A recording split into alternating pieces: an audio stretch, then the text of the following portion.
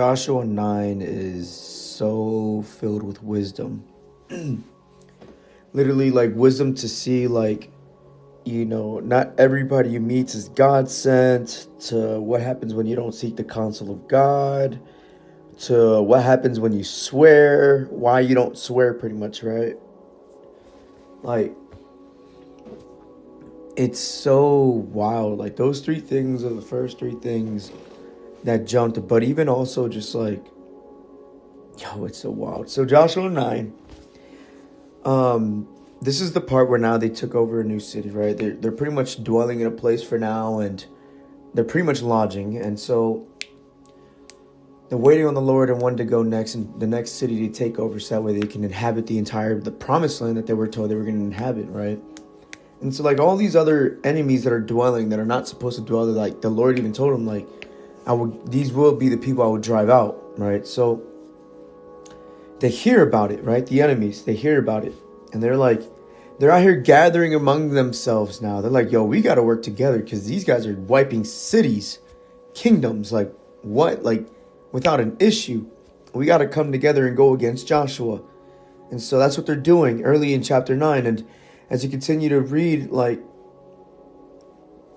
it says that there's a group, Gibeon, the inhabitants of Gibeon. They made a plan that they're going to go, like, pretty much like, all right, let's deceive them. They literally start dressing themselves like what the Israelites look like. They had wine bottles, they had bread, they wore the robes, like the shoes, like they had donkeys, like, all that. Like, if they're ambassadors of Israel, like, making themselves look like an ambassador of Israel. And what does the Bible say about us today? We're ambassadors of Christ. This is why I said the first thing that jumped at me was some people are not God sent, and they're not with the Lord. They're wolves disguised as sheep. They'll dress up as an ambassador and puff themselves up and make themselves look like they're actual believers of the Lord. And it's so powerful that we need to grow in discernment, in our eyes to be open, and the veils to be removed from the face and the eyes, so that we can see clearly. Because literally, when they were dressing themselves upon, they were saying that this is how you know, right? This is how I knew that they weren't ambassadors, right? And they said that their bread and the bread of their provision was dry and moldy.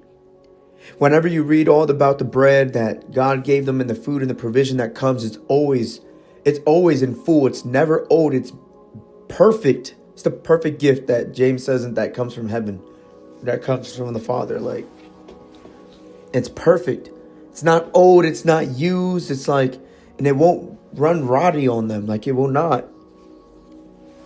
Their stuff was already moldy and old and nasty.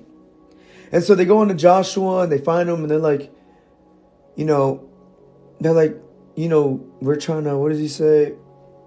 So, and the men of Israel, they say they come from a far country, right? They're already living in the promised land, so they're lying already, right? And so Israel's like, oh, let's hear them out, right? So they do, and they explain a little more, and Joshua then says, like, who are you? Like, where'd y'all even come from? Like, I don't even know you. And that kind of reminded me when Jesus said, away from me, for I never knew you. Like, I don't know who you are. There's no way you're my people. It's like Joshua knew all the people of Israel. These three strangers out of however many people existed in Israel, he just knew, like, who are you? And then they say the same thing to Joshua, their story. They say, we heard the name of the Lord, your God, and we heard all of what he'd done in Egypt. So it's even crazier that these false people of God of Gibeon, right? They even, not only do they dress themselves as, but they even studied the history and know what they did in Egypt. And they literally name most of the things that the Lord did in Egypt, literally. And so as he names off what he did, then they show him the wine and the moldy bread that was nasty. He's like, it's moldy now, but when it was a long journey, so of course it got old, but we were going to give this to you as a victual. And that cracks me up, because I'm like, bro, why would God's people receive a gift and give a gift to another person who is of God's people, old and moldy? Why would it grow rot? It doesn't make any sense. It doesn't do that. It's the same thing with people.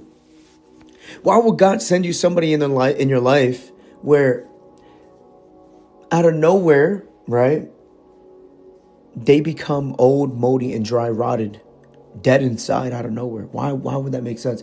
Now, I don't know that question. I don't know the answer to that question. Could God do that? Sure. Could he allow that? Sure. But will he protect you always from people that are disguised as wolves? Absolutely. That's why I believe wholeheartedly. I'm like, the Lord will not just place anybody in my life to be close to me like that. No, not on purpose to like be moldy and dry rot and come out of nowhere and then boom. Like, it wouldn't make any sense. He would just remove it. Or he'll ask me to cut it, whatever it may be. And 9 times out of 10, it's going to be me having to do it, not the other way around. So literally after they're done explaining these things and they show them their provision, that's not even provision really. The men just accepted it under their own understanding, did not seek the counsel of God. It says it in verse 14. And I'm like, oh my gosh, bro. Like, we need discernment. We need discernment, people. We really do. And so Joshua decides to make peace with them. They swear unto them that they're not going to slay them. They're going to take them in. And literally later on, as you continue to read,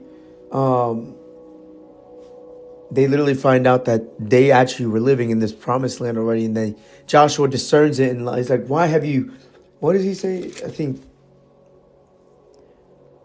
why have you beguiled us? Pretty much deceived us, right? Why have you played with us saying that you were from us? Like, because Joshua knew what just happened. They swore under the Lord. They can't smite them no more. They can be mad all they want, but they can't do nothing. This is why he says, don't swear into anything. Because once you swear unto it, you are bound to it.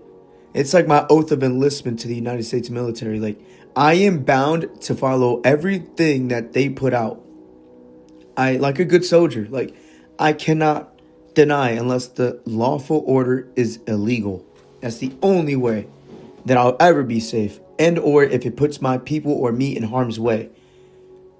So, and literally, like it says, they all murmured against them. Like, man, I can't believe we were this foolish. It's like, bro, that's what happens when you don't seek the Lord about this first. Because, like, how can you look like my people? How can you have the provision of like what my people would have technically? The Lord's been providing, but yours is moldy. Like, isn't that like an indicator? Like, God's provision is never old and moldy. All the indicators were there, but they did not seek the Lord about this. And so instead, Joshua was like, you know what? You guys are now my bondmen, slaves. You will be slaves unto us forever. Surely enough, that's how it ends. I was like, oh my gosh, yo. Like, this is why we have to seek the Lord in everything that we do. We cannot lean on our own understanding. We cannot be like, oh, you know, I can accept this person and let this person know it and everything. I just cannot. Like, I can't just approach somebody or like, let's say a potential woman in my life that could be my wife. I can't just be like, just go up to her. Like, I could talk to her and get to know her, but like, I can't be like, Lord, like, I can't not seek the Lord about it. I had to seek him about it. Like, if it's for real, because if I feel some type of way towards this person, I have to tell the Lord, like, is it just me or is this you letting me know, like, yes, go for it. I don't want to do it if it's not from the Lord, because I don't want to be a danger to her and I don't want her to be a danger to me. Like, you know what I mean? Like, you never know. And when I mean danger, it's not like false leader, not a false person of the Lord, but like you might be carrying things that the Lord is still trying to work in your heart that could damage his daughter and vice versa, right? So, that's tasty. This is why it's so important to seek his counsel and to wait on the Lord and seek his voice and his answer. Like, if we don't grow in this relationship with him in this inner chamber, which I call the secret room, your prayer room, whatever you want to call it, I call it the inner chamber because it's really like, for me, it reminds me of a Dragon Ball Z episode where they went to a hyperbolic chamber type thing and they trained in it. They felt heavier and like everything was harder, but like if they trained for hours on hours on hours on it, they were like 3,000, they were like 100 to 1,000 years ahead of training in just one total day of 24 hours training when they come out. Like, literally, it's crazy. But anyway, that's like my analogy for that. If you watch DBZ, if not, then you won't really get what I'm talking about in that moment. But